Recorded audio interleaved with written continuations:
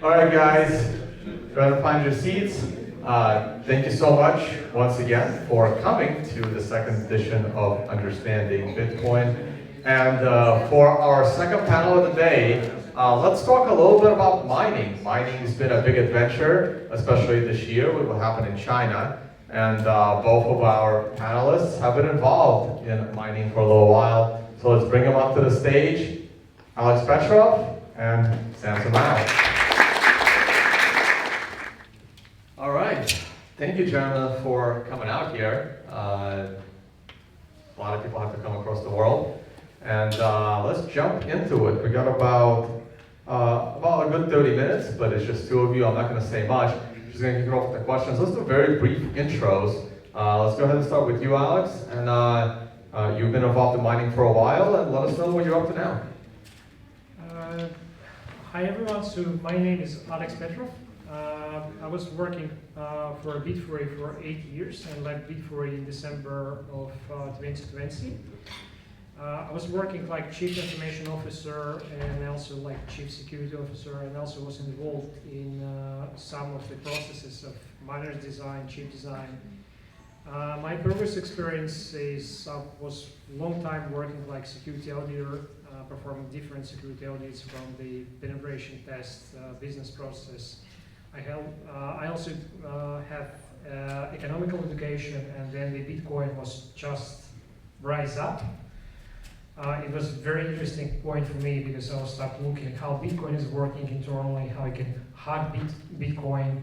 I was thinking it's electronic money, maybe you can change something, maybe you can hack something, and then I started to realize it's a very interesting thing because it's combining all my knowledges in 3 different levels. It has economy, it has technical level, and it's also impacting the social level. And it's very, very interestingly being built. Very simple and very efficient. And still, till nowadays, I'm still opening the new aspects, and I'm thinking it's a great point. It's much efficient what the current system. So you're more confident in Bitcoin's future today than you were, say, 6 years ago? Yeah. Still, yeah. Awesome. And Samson, tell us your mining story and what you guys are doing in the world of mining over at Blockstream. Sure. So my name is Samson Mo. Is this on? No, it's not. Take mic. No, it should be. We'll check out. It's on. The red light's on. Sharp green light. Mike. Yeah. Okay, so I'm Samson Mo. I'm the Chief Strategy Officer at Blockstream. We are a Bitcoin infrastructure company building a lot of Bitcoin tech, working on the Bitcoin protocol. We also have a hardware wallet called Jade that Giacomo didn't give us a shout out for, but it's okay. We also do mining. We're one of the largest miners in North America with about 300 megawatts now between Canada and the US. And before Blockstream, I was at BTC China, and that was an exchange and mining pool. And that's kind of where I started bumping into Alex Petrov during the scaling wars, block size wars. Yeah.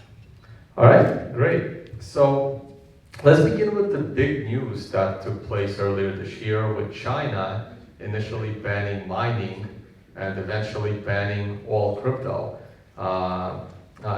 What kind of an effect did that have on the ecosystem? Because the price definitely took a hit. I saw it as, well, if you gotta spend money to move all these miners out, you're probably cashing out.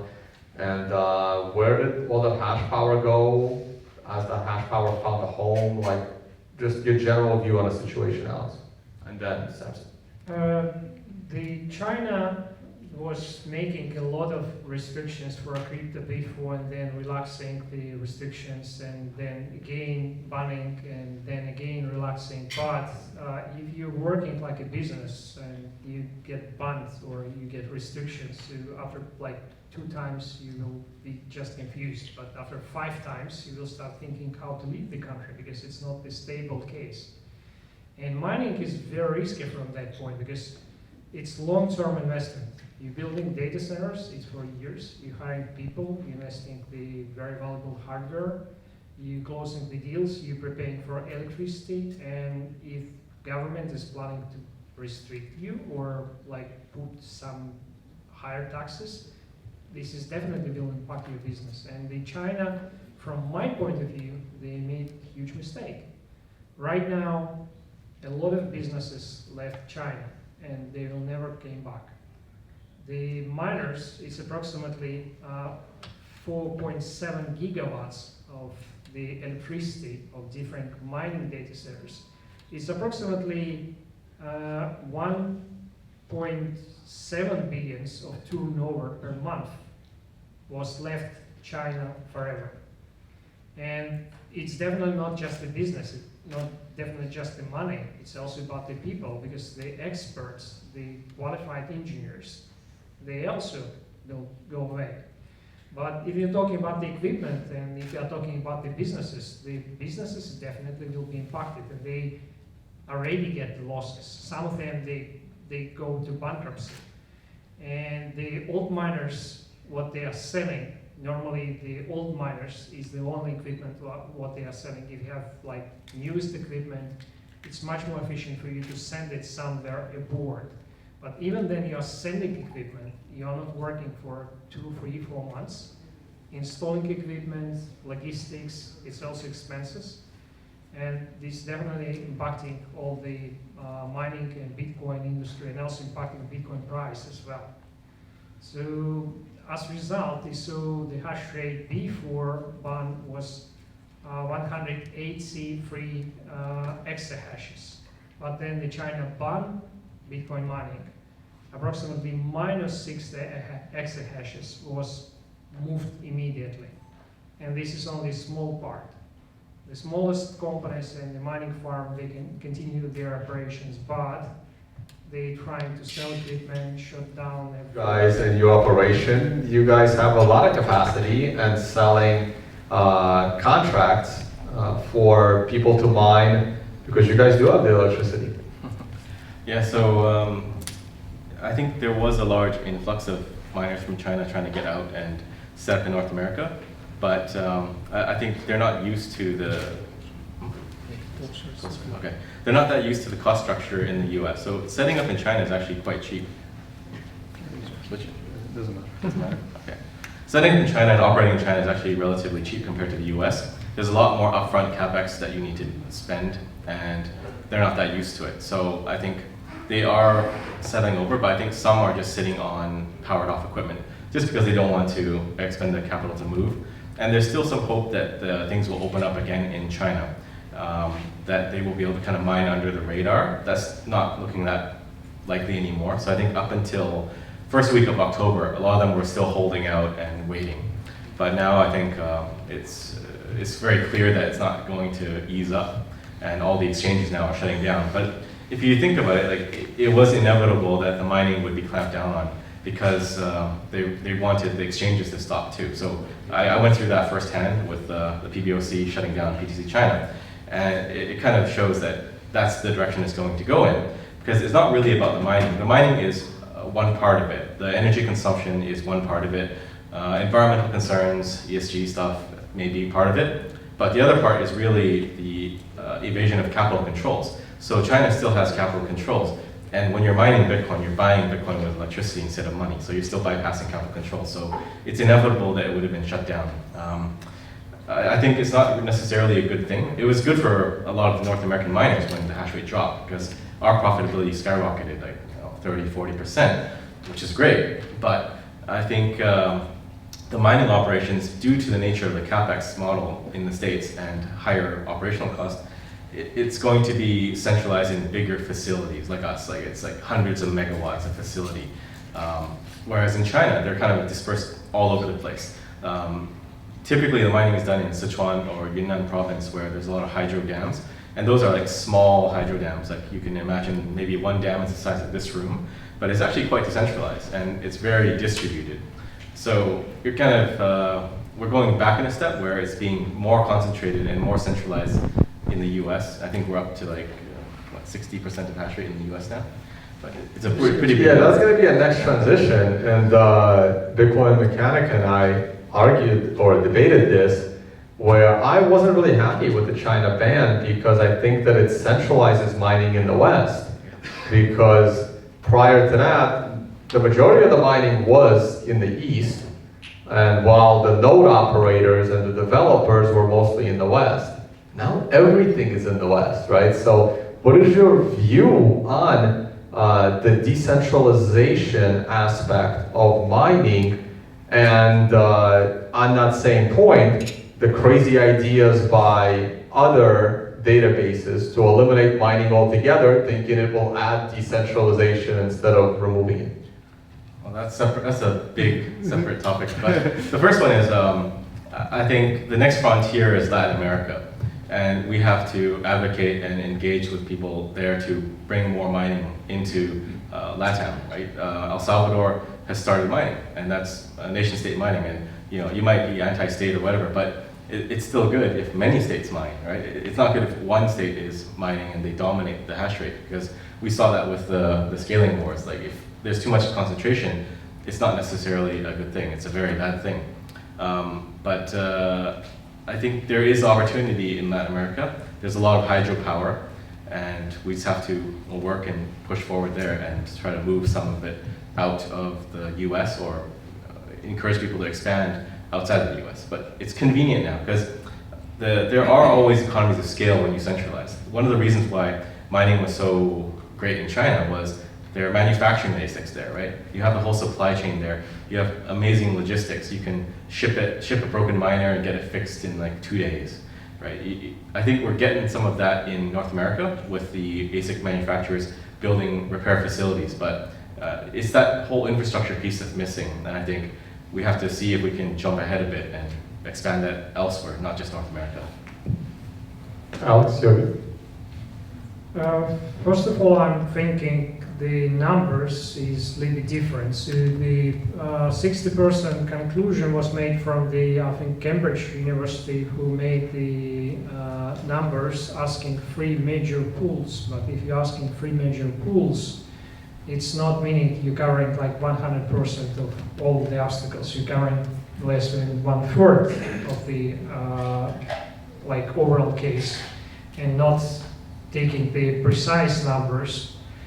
The same like the numbers what the China was owning like big part of the mining before. No, it's spread it, and right now Bitcoin is still quite young, and during the like early ages, so it will be like a waves. Some countries will grow and make it bigger, some countries will fall down, and it happens all the time. During the time, I think it will transfer to a normal distribution.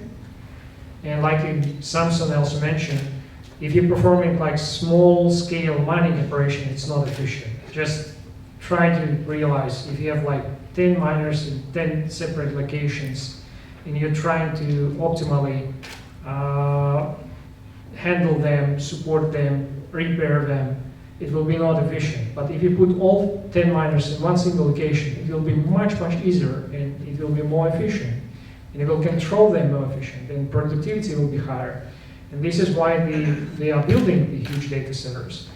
And it's also dictated by rules, because you cannot get huge amount of electricity in one single location. There is no any place on the earth where you can get like 100 gigawatts in one single location, or 10 gigawatts in a single location. It's all distributed, and they also using the electricity, and it's also manufactured using, for example, gigra. And this is the reason why they are building data center. And if you compare the data center and mining to financial industry, it's absolutely different case. So they are building the coal and fossil fuel electrical station inside the city or quite close to the city, because it's cheaper and it's more efficient. You need the electricity inside the city. During the transfer from long-staying location, like from the atomic station, you're losing during transportation approximately 60-25% of electricity. And this is what happens in US. US is losing approximately 28% of electricity just in transition. Europe is much better at this from these numbers. They're losing approximately 60-80% of electricity, but still the miners solving that case, improving efficiency like 10x. They're building the mining facilities close to the sources. There is people are not able to fully utilize and fully use the electricity. And that's working much way better compared to all existing financial system or any existing system, what they're using right now.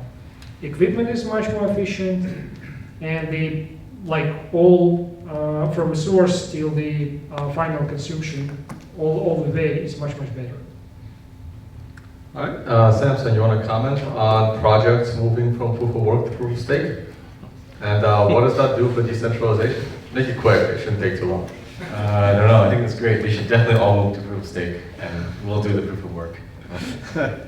Well, actually we're seeing that, I've stated long ago that eventually every mineable altcoin, like Litecoin for example, will eventually hit a mining death spiral because Litecoin's price appreciation will not be able to keep up with its halving schedule.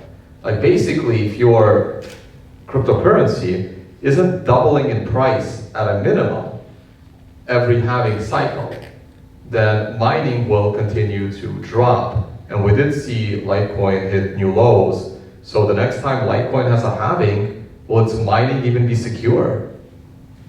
Well, to see, Litecoin is an interesting one. They're quite resilient. Like it's the only altcoin that's still around after however many, 7, 8 years. No, 10 years now. They're 10 years old. But I think a lot of the other ones will definitely die off, especially because they're so easy to 51% attack. All the ones that are GPU mined, they're highly at risk of 51% attacks. But it's kind of weird. It's a weird world we live in where even though they're attacked to hell, it doesn't matter. They're still alive. Like ETC was attacked like 4 or 5 times. It's still around. So I think as long as there are greater fools, we'll still see altcoins, even proof of work ones. All right, I do want to get some Q&A in, so we'll do one last question. So where do you see the future of mining? I know you already mentioned nation states competing in mining, but what about besides the aspect of actually mining it? What do you see from the technological side? I know you guys recently bought a company so you can manufacture your own, so you're not dependent on other companies. And what about a future of, ordinary people going back to mining at home, like the way it started? Do you see that happening? Or corporations like MicroStrategy's feeling that they need to be more invested and them opening up a mining farm? You want to go first? I can explain it very simple. Then you starting something new, then you're talking about the new business. It's quite easy because the market is still growing and there is no very thin margins. It's quite easy to perform like whole mining. Like for example, case. In the morning you came and go outside and there is your friend who is driving in the same direction there you are working, and he can take you by his after, and he is not asking you for any money, for any payment. You are talking during the road, and that's okay.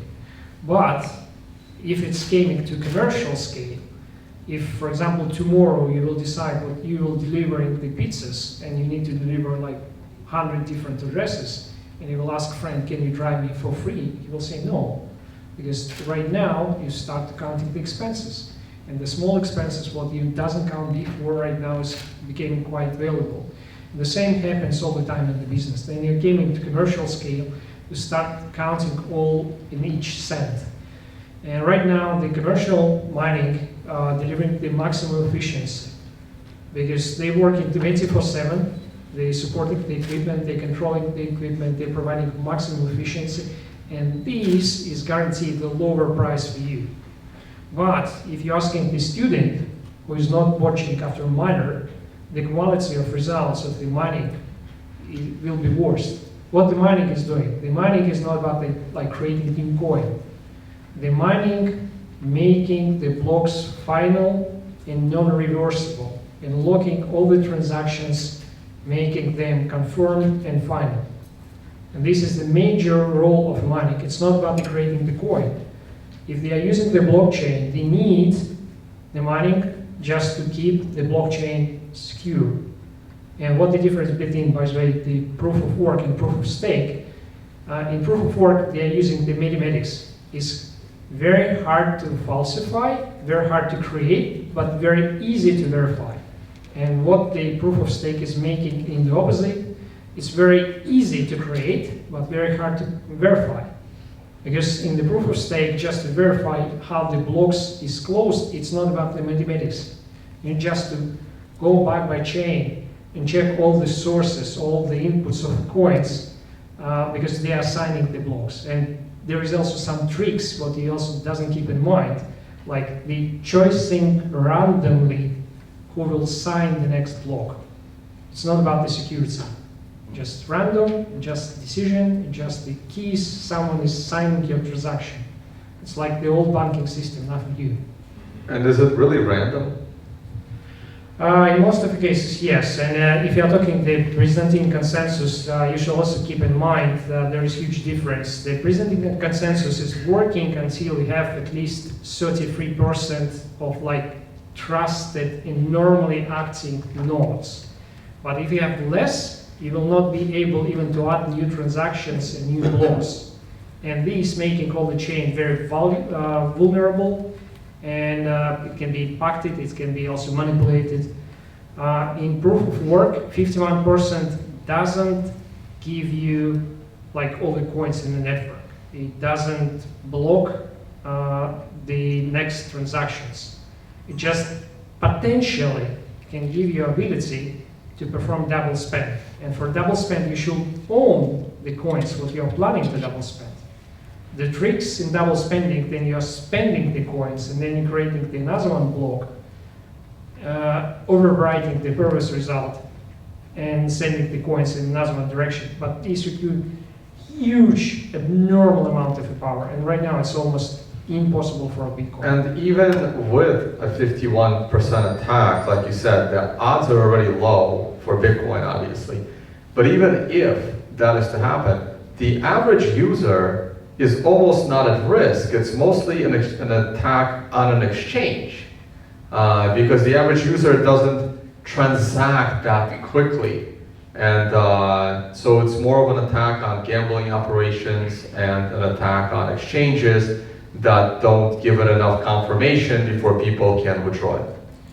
That's correct, and plus you're also acting in the physical world. So the Bitcoin is just the additional payment method in the virtual space. But if you're talking about the double spending the millions, there is like risk is very high. So if you like fail the exchange and you get the real money from the exchange for millions, they will definitely hunt you. And it's not easy. The same if you like two big companies closing the deal and they performing like payment in the Bitcoin. It will be very easy traceable. It's not about the small amounts, it's not about the tricks. The double spend attacks can be played in small volumes and only if people create like very, very stupid mistakes. All right, Samson. I think we'll never see a serious Bitcoin double spend attack because it's easier just to hack the DeFi projects and take their money. And convert them into Bitcoin. And that's the other part that people don't realize about 51% attacks and why they're so common in the altcoin space is because you have an exit being Bitcoin. If you're 51% attacking Bitcoin, what is your exit strategy, right? You're not gonna exit through an altcoin, and if you exit through the Bitcoin and your attack is destroying the value of a Bitcoin, you didn't actually gain anything financially. I think Super Baby Shiba Doji is pretty good to store your wealth in. So where do you see the future of mining and like how would it develop? So you kind of mentioned it. Like I think nation states, well, one nation state already, but I think more will come, and then mega corporations like Well, Microsoft. Belarus has been talking about using a nuclear reactor. Yeah, that'd be cool. I think companies like MicroStrategy should. I don't know if they will, but it makes sense. Companies like Fidelity are mining. They're mining with Blockstream too. So it's kind of inevitable all this stuff is going to come to a confluence and bubble up. But I think down the road, my vision for Bitcoin mining is it's not in these mega facilities, but everyone is an individual miner. So there's a really cool product back in the day, which is the USB block eruptor. That's something I would like to bring back. So you can mine at home on your laptop, and if a mining pool, now that we have Lightning, so a lot of things have changed. It's important to look at the landscape of all the available tech. and see what we can do. So you pair a block eruptor up with a mining pool that pays you in sats. That makes sense, right? You don't have to get like a Bitcoin payout. You can just get a streaming Lightning payout. But all this stuff can come together. And I think down the road, we'll have appliances in the home that kind of do that. It would be mining with a couple ASIC chips in it. There might be a Bitcoin full node in it, and maybe there's a router built in too. But this kind of device is kind of all in one thing. Like money is now information, so it makes sense that there would be some piece of hardware where all these things would coordinate and easy to use, and it just be part of your life, right? It'd be like an Amazon Echo or something. You just have that. That's your router, that is your node that checks your money supply, and it mines a bit of sats too. I'm a little skeptical of that. What do you think, Alex? Well, I'm a little bit skeptical about exactly the way how the Samson described it, because if you're using like 10,000s of different small devices, like small chips installed in your power supply unit, then the efficiency will be approximately 60% lower, because you will lose a lot, because it's distributed network, it's not the good connectivity all the time, the Wi-Fi delays. The result, what all the chips will generate, will be much, much lower. But the mining can be transformed, and because we're using also side chains like Liquid and many, many others, and also for Lightning, we need like very heavy mathematical operations. It will be not the huge data centers, but it can be like the small size server equipment, and you can install maybe some of them at your home. And right now there is also a lot of concepts and working devices existing, what heating water, performing the mining, or heating your room, like air heaters. They're using also mining equipment. Yes, it's not like very high efficiency, but it's still generating the heat, plus it's performing some useful operations that just generating the heat. And I think this sounds like the very reasonable point. All right. Thank you, Jeremy. We are going to have a few minutes for Q&A, but so many projects were mentioned. There will be a workshop on Liquid to close out the conference tomorrow at 3:30. And Samson and Blockstream were amazing enough to sponsor this event as well with the Jade wallets, and we will be demonstrating how to set up a Jade wallet and how to use it. That will take place at 3:30 today. Hopefully Samson will be around on hand to help out with that workshop. So definitely stick around. Any questions about mining? All right, right here in the front. Hi, this is for Samson. This is regarding the securitized token that you have for mining. As per IRS guidelines, it has to be taxed at the time that you mine. It's nothing like any of the other commodities. Not when the transaction is made, but exactly when it's mined. How does Blockstream work with regards to such guidelines for its token, because you're acting as a proxy for the people who are investing in it? This is specifically for non-US entities. Would those still be taxed as per the IRS laws? So the Blockstream mining node is not available in the US, so I don't think we worry about that. And primarily, I think the investors are all around the world, so they need to deal with each of their own respective tax laws. And So jurisdiction would not be the US, even if it's mined by you?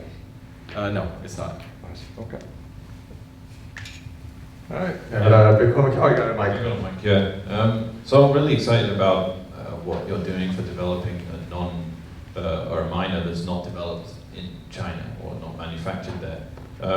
For obvious reasons, like for anyone, from Bitcoin in 2016, 2017, we don't want to buy Bitmain products just on principle.